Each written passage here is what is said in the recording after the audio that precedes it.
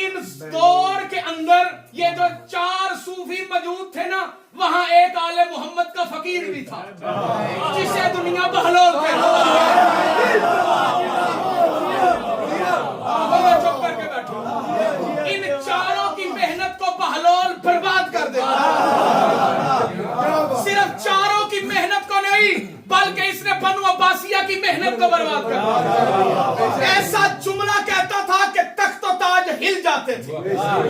रिश्ते में बनु अब्बासिया का रिश्तेदार था, लेकिन आले मोहम्मद का मुहिबदार था, फकीर था आले मोहम्मद का। पूरा दरबार इससे तंग था। जब बंदे चुप करके बैठे हो, बादशाह का रिश्तेदार होने की वजह से बादशाह भी इससे तंग।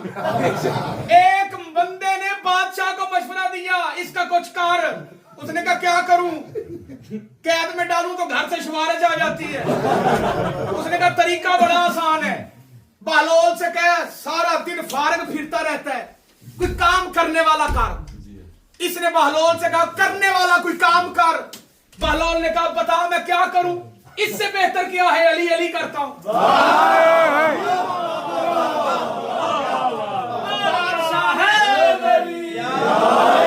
बादशाह ने चालाकी लड़ाई। उसने कहा मुझे चाहिए 40 हरामजादे, चल जा ढूंढ के ला।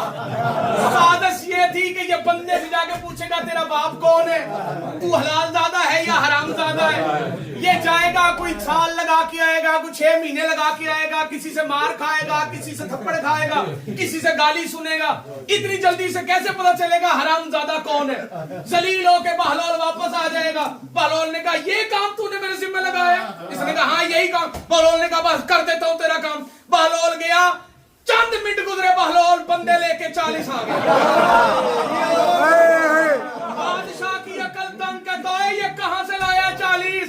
उसने कहा तूने मुझे कहा था 40 ले आ, मैं ले आया। ये लाने कोई मुश्किल थोड़ी थे। मैंने जाके चौक में कहा किस किस को अली अच्छा नहीं लगता।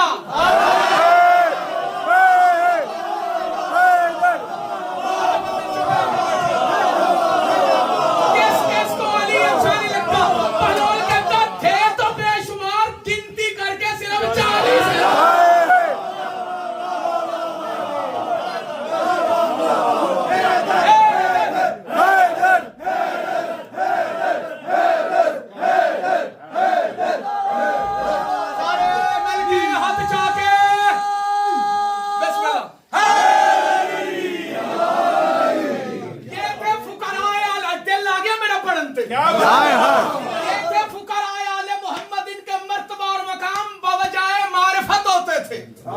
जिसकी जितनी मारिफत होती थी उसका उतना ईमान होता था।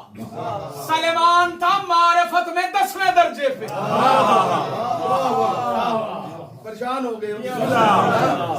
सलमान मारिफत में ईमान के 10वें दर्जे पे था। अब देखो इनकी कितनी मारिफत थी। ये मारिफत की वजह से बहलोल इस मंजिल पे था, जिसको चाहता था पांव से बना के जन्नत दे देता।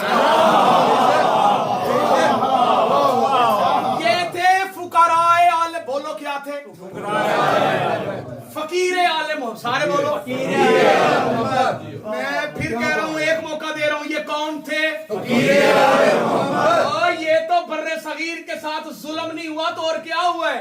हमारे बड़े सगीर में फकीर उसे कहते हैं जो मांगने वाला हो।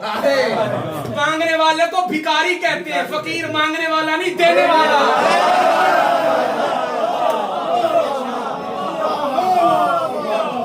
समझ आएगा, बोले मेरे साथ।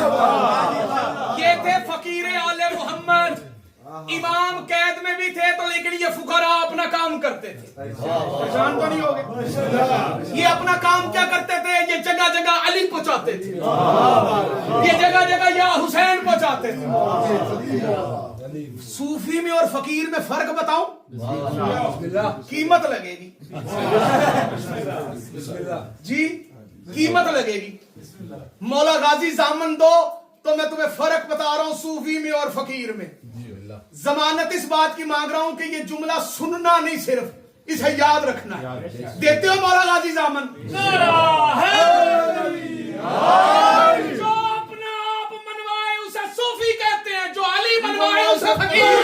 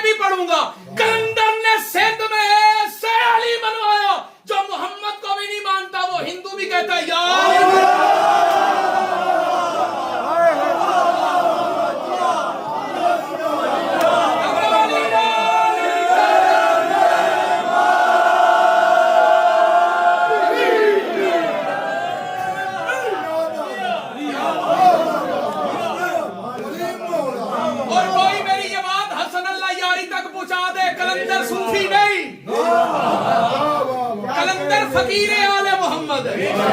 सूफी में और फकीर में फर्क है। जो अपना आप मनवाए वो सूफी, जो अपना आप मनवाए वो क्या है? वो क्या? एक सलवात पढ़ो जरा ऊंची आवाज से।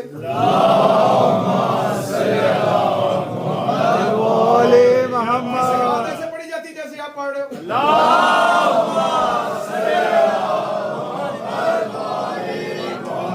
चार सूफी, सुफियान सूरी, अब्दुल्ला इब्ने मुबारक, शफीक बल्खी, मरूफ करखी, परेशान तो नहीं हो गए? ये चारों सूफिया के सिलसिले उस वक्त मौजूद थे। परेशान नहीं होना, जो पढ़ो उसका जिम्मेदार। इन चारों में से एक सूफी जो था ना, उसके कपड़े थे खद्दर के। किसके?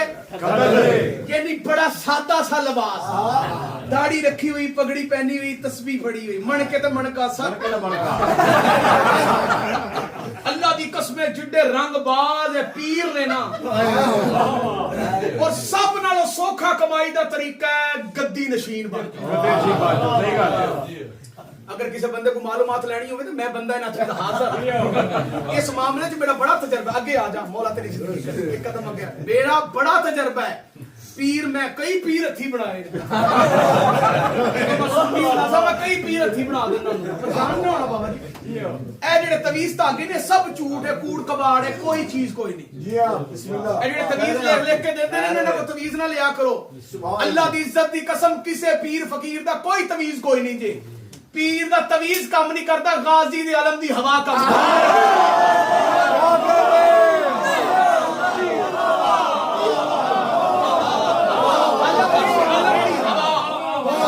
आलम नहीं, आलम दी हवा, आलम नहीं, आलम दी हवा। ये सब झूठ है। मैनू सारे तवीज लिखने आंदे, मैं हर काम जानना, मैनू हर काम दा पता है। मेरे सामने जेड़ा बाबा गिरी करे, पीरी फकीरी करे, मैं समझ जाना पीर फकीर है, रंगबाज है। मैनू पता है होवे आले मोहम्मद दा फकीर कहलावे ते या हुसैन ना करे।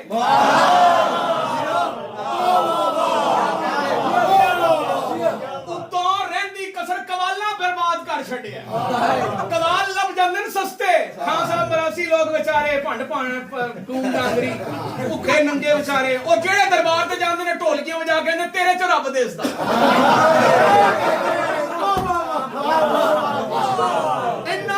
इन्ना सुन्नी भंडा दा मजहब ही कोई नहीं, कवाला दा मजहब ही कोई नहीं। मैं सुन्नियां दी गल कर रहा, शिया कवाल ते फिर याली ओ आपद मेरे लिए एक बंदे ने आख्या फलाने दी भी तो मनकबत पाड़ो सा किया, कदी सोची भी ना। हो सके मैं सिर्फ या अली करना है, ठीक है। नहीं ये जेडे सुन्नी कवाल ने जिदी मर्जी दिल करे तो बना के शुरू हो जाते हैं। जेडे दरबार ते जाके तेरे च रब है, सारे दरबार ए सब खान दा ढोंग है। बाबा मर जाए दफना दो, 4 कुल्ला वाली चादर पा दो, 2 ढोल वाले पका लो, दाल दी देग पका के वंड दो, अगले सारे कुछ कराओ या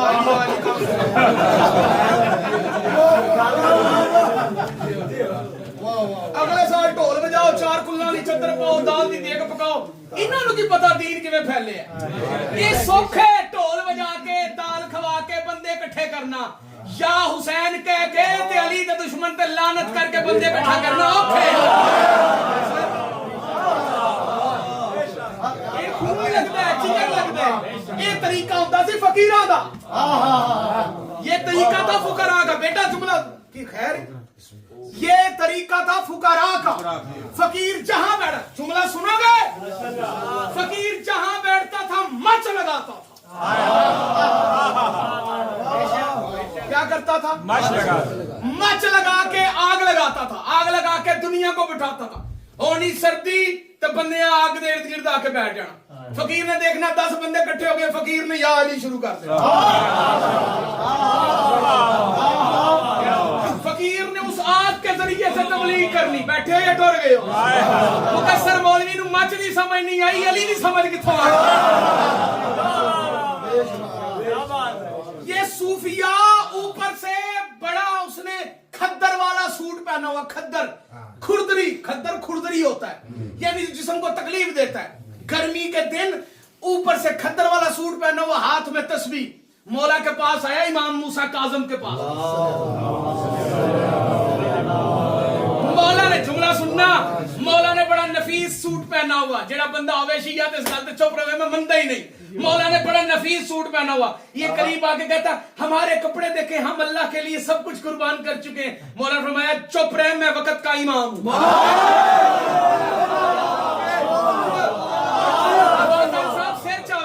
मौला ने फरमाया तूने मुझे कहा है ना कि हम अल्लाह के लिए सब कुछ कुर्बान कर बैठे, तू अपने लिबास को देख के कह रहे कि तूने आम लिबास पहने और मैंने कीमती लिबास पहने, तो आज मैं तुझे हकीकत बताऊंगा। मौला ने उसका लिबास उल्ट के देखा तो नीचे रेशम का लिबास था।